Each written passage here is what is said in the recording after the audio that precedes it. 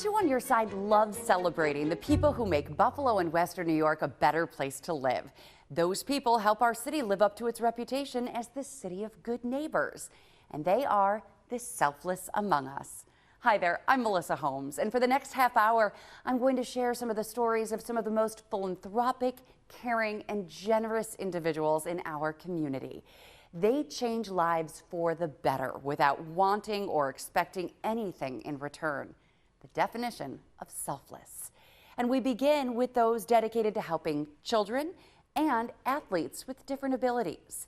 There's Coach Mike Steffen, who founded the Western New York Special Hockey Association, and Norm Page. He's the father of a Paralympic gold medalist who started Greater Buffalo Adaptive Sports. But we begin with Gary Schutram, who's positively impacted the lives of thousands of kids in East Aurora. Organized chaos. That's how Gary Schutram describes his East Aurora Boys and Girls Club. And the energy that they come in here with, is like so rewarding. Schutram has played a role in the lives of tens of thousands of kids in his 36 years as director of the club, a place where he grew up himself. So I wanted to be here every single day if I possibly could, just to go to the gym. And thanks to his vision, it's so much more than just a gym for the 380 kids on average who come here every day. Arts and crafts, a game room, music classes, a teen room, quiet spaces too. If you're stuck on your homework, any adult can help you with your homework. I like that you get to meet new friends, do fun activities. If we're able to develop relationships with them and recruit them into more impactful programming, if we can teach them job-ready skills without them even knowing the stuff that they'll use for the rest of their life. He has transformed this place to what it is today. Staff member Neil Parrish says he's lucky to work for someone as selfless as Schutram. His passion for the youth of East Aurora and his passion for the Boys and Girls Club movement, it's unmatched around anywhere. And his passion for this village, this town where he grew up as well, and he just wants to give back and keep it going. He also gives back through coaching, girls and boys basketball, football, tennis, and now golf at his alma mater, East Aurora. There's nothing more satisfying to me than coaching to watch a player do something that they don't even know they're capable of doing. But you've preached it, you've sold it, you've taught it, you've made them believe, and now here they go for you. The impact he's had is immeasurable. And lucky for the kids in East Aurora, he has no plans to slow down. No one's going to get rich here, but the personal reward that comes with it is far greater. Each one of these hockey players, ages 8 to 48, are stepping onto the ice for the right reason. Hockey for the love of hockey. And they wouldn't have had this opportunity had it not been for Mike Steffen. He just loved this.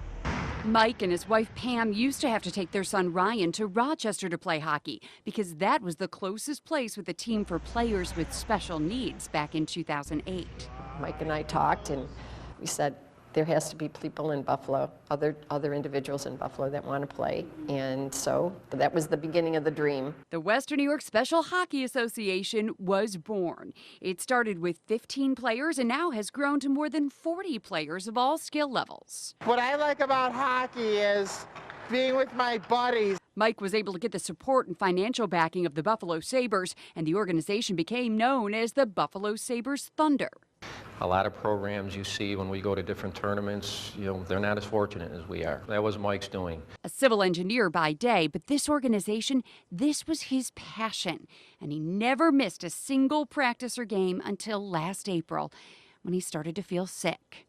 We didn't really find out until approximately 10 days before he actually passed away that he had some serious cancer. He was a wonderful, awesome man who did a good job coaching the hockey team. He was a great organizer to get this organization from scratch, basically, to what it is today. We loved him a lot. Do you miss him? I miss him a lot, and we want to make Coach Mike proud. Last month, the Sabres posthumously awarded Coach Mike with the J. Michael Duffett Memorial Award for his contributions to amateur hockey. What a beautiful memory. It was absolutely a wonderful legacy. Mike's legacy will live on each time one of these players and future players step onto the ice. I know he's smiling. I know his spirit's with us. And I know he'd be so happy. In 1992, when Adam Page was born with spina bifida, his parents, Norm and Sandy, agreed they would never let his disabilities hold him back. We're going to find everything we can to give him the opportunities like any other kid. So when Adam showed an interest in hockey, his parents got him into sled hockey, and it changed their lives forever. Anything that I wanted to do, they were supporting me, so it's been awesome. Adam went on to win a gold medal with Team USA in the Paralympics, not once, not twice, but 3 times. Put a gold medal around his neck, hear the anthem playing. It's pretty powerful. It's something we'll never forget. Norm volunteered with USA Hockey for 12 years as the national sled hockey rep, and Adam traveled across the country with him to mentor other sled hockey athletes. But they wanted to give back to Western New York and start a local chapter. So we brought it home. We started the Sled Hockey Foundation in 2015 with the idea of helping veterans and youth and adults with disabilities the opportunity to play hockey. It quickly evolved when Adam asked his dad if they could start a wheelchair lacrosse league. There's no in his answers. It's always like, yes, how can we do this? We jumped in with no money and bought $25,000 worth of wheelchairs to make sure that we had these chairs for our athletes to be able to participate in lacrosse. And in 2019, they changed the name from the Western New York Sled Hockey Foundation to Greater Buffalo Adaptive Sports. With Norm's leadership over a team of dedicated volunteers and donations from the community, they've been able to add wheelchair curling, football, tennis, and soon cornhole. All of it helping people living with disabilities to find their purpose. We've been blessed. We've been given an awful lot in our lives and Adam's life. We should be giving back, and we know how much it's helped us, helped Adam. So it's really about helping others get that same opportunity. Giving others an opportunity. That's a theme you'll hear a lot in this Selfless Among Us special. I'll now introduce you to folks who have raised money or given their time to help others battling illnesses, like Joe DeMarco, who founded Wings Flights of Hope, and Barb Waclawick, one of the biggest fundraisers for the Ride for Roswell. But first, Darren Fisk, who raises funds and awareness for cystic fibrosis research. As the director of strength and conditioning at St. Bonaventure University, Darren Fisk helps athletes reach their peak performance. With my background and doing what I do here, it puts it all in perspective of effort and what's hard and what's not hard. One of the strongest athletes he knows, though, is his 18-year-old nephew, Andy Herrick, who plays basketball, baseball, and soccer for Salamanca High School and has lived with cystic fibrosis his entire life. I've never seen a more active kid in my life. I've not let it define who I am. I overcome everything. Every day, Andy takes dozens of pills and does 2 hours of treatments to manage his cystic fibrosis. CF is a genetic disease affecting the lungs and digestive system. About 40,000 people in the U.S. live with it, and there is no cure. Inspired by his nephew, Darren organized Salamanca's Great Strides Walk about 15 years ago to raise awareness and funds for CF research. It has grown. It's an event. 2, 3, cheers, cystic fibrosis! Now hundreds take part each year, including athletes from every team at St. Bonaventure. And together, they've raised more than $500,000. For a small community like Salamanca, that's pretty good. Darren was recently recognized as the 2022 Cystic Fibrosis Foundation Buffalo Region Volunteer of the Year. Darren is so special in what he does to inspire so many. His drive, his passion, it's just contagious. And that's why he is our Volunteer of the Year. Because of the money raised by people like Darren, there have been advancements in treatment, and people with CF like Andy have the chance to be a star athlete. It's very special to me, and I'm super thankful. And Darren says he's not going to stop raising money and awareness about cystic fibrosis until CF stands for Cure Found. Just to extend people's lives, I think that's my mission, so to speak, that what the good Lord put us down here to do. It was 2005 when Joe DeMarco was invited by a friend to fly with him on a passion flight, taking a 2-year-old cancer patient to the hospital. As soon as his mom, Erin, realized we were picking him up, she started crying, her sister's crying, and I was just like, I was overwhelmed with their emotion. That moment changed his life forever. Joe quit his masonry job and started the nonprofit charity Wings Flights of Hope. We don't accept any money from anybody we fly, and we're real proud of that. Joe and his 10 volunteer pilots answer the call 24/7 to fly patients and their families to treatment all over the Northeast. Whether they have a compromised immune system and can't fly commercially, they're organ transplant patients who need to fly at a moment's notice, or their treatment requires multiple trips, as in the case of the Ruffat family. They made our lives a lot easier in a very complicated situation. 3-year-old Pierce has dealt with health issues since before he was even born, and the family has flown with Joe to Pittsburgh a dozen times for his surgeries, a kidney transplant, and chemotherapy. He did have many surgeries in the abdomen, and sitting in a car seat for a 3.5-hour ride was difficult. So the fact that we could hop on a flight and be there in an hour it was just a game changer from a comfort standpoint for Pierce. This just makes it so much easier when you have medical needs with the medicine and the special formulas and special diet that he's on, that he used to be on. It made it so much easier. We would get to an airport in Pittsburgh, and there's a 30-minute drive to the hospital, and Joe takes one of the, courtesy vehicles and drives us to and from the hospital and waits for us while we're there. He's so passionate and so honest and sincere, and he's just an incredible human. With little Pierce, it was some sad times, but I mean, look where he's at now. Joe and his pilots provide peace of mind and hope for families. And what do they get in return? A purpose. For the volunteer pilots to be able to take your plane and go out and make a difference in someone's life, it's so rewarding. Let's light that torch of hope. Cheryl Reinhardt had the honor of lighting the torch at last year's Ride for Roswell. Her wife, Barb Waclaik, was by her side. And she came down and she said, I don't know why they picked me, but that was the greatest moment of my life. For 19 years, Cheryl battled ovarian cancer, the same disease that claimed her mother's life. For all Roswell did for Cheryl, she and Barb teamed up to give back through the ride. When we started our own little team, it was just me and her. We called it Fran's Angels because of her mom passing away. That little team had a lofty goal, $250,000. The cost of Cheryl's medical bills is what Barb wanted to raise. I seriously started fundraising as much as I could, and it's just a matter of asking people for some money because, the only way we can fix this or cure this or make it better for everybody else is to raise money. And together, Barb and Cheryl and their team did reach that goal.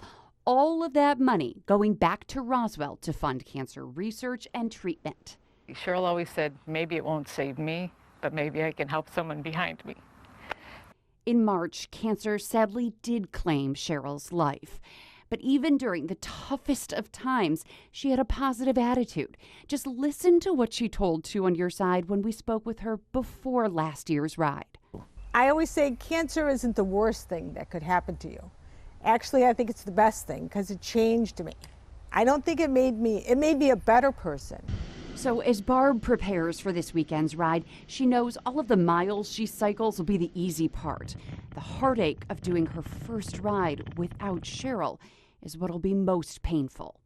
I have to do it to continue the legacy. And I'm sure it will get a little easier. It'll be tough, but on the whole, I'll just know that the more money I can raise, the better it will be for others. It's time now to meet those who selflessly serve the underserved in Western New York. Mark Talley turned the 514 tragedy into advocacy. Razia Hill addresses diaper need in Western New York. Sister Mary Jonas is an angel on earth. But first, Sister Nora Sweeney, who makes sure children have a safe and warm place to sleep each night. I was in a very bad place. Cindy Seda is a mother of 7. She was being evicted and on the brink of becoming homeless and losing her children when Sister Nora Sweeney stepped in. Yes, indeed. She came in like a bright light, and I talked to her, and she took me down to social services. She brought us food. She did everything. We had a safe home the same day that we was going to get evicted. As a social worker for the past 14 years at Mount St. Mary's Neighborhood Health Center in Niagara Falls, Sister Nora has helped countless families. The more that I visit, I'm seeing that we can't live like this. So I will do what I can to assist them. Whether it's giving out food, arranging a clothing and gift shop during the holidays, or providing free dental care for those in need, Sister Nora always finds a way to help. And she knows the right people to go to so that we can work with her, behind the scenes with her, and make real differences in the community. How are the children? And one of the biggest needs she sees is something many take for granted, a bed. Our children are sleeping either with their parents, they're sleeping on the floor, they're sleeping on long chairs. I didn't have a pillow because I'd rather them have it, or I didn't have a blanket because how I'm going to be warm and they're going to be cold. So with the help of a business and private donors, Sister Nora started a program called Beds for Kids. And since 2019, they've delivered more than 250 beds, pillows, bedding, and even a book for a bedtime story.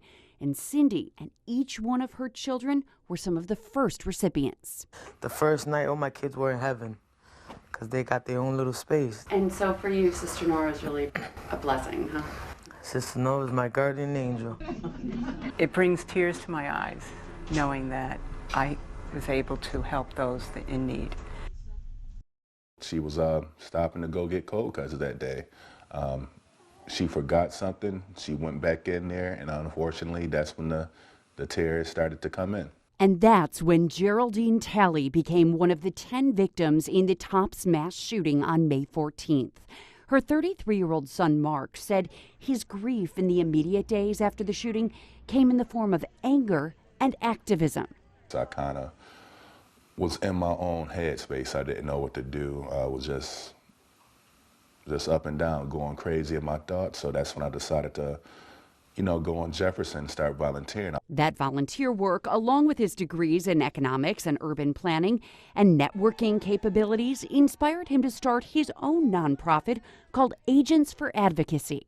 It's not the life I chose, but it chose me. His goal is to create real change for people living in Buffalo's poorest neighborhoods. Spread awareness to racism, spread awareness to the socioeconomic inequality. Understand your environment. You're set up for failure. And I want my organization to try to get those people out of their conditions of failure. Since forming Agents for Advocacy, they've had a community barbecue, handed out book bags and school supplies to 500 children, fed and distributed clothing to families at Thanksgiving, and much more.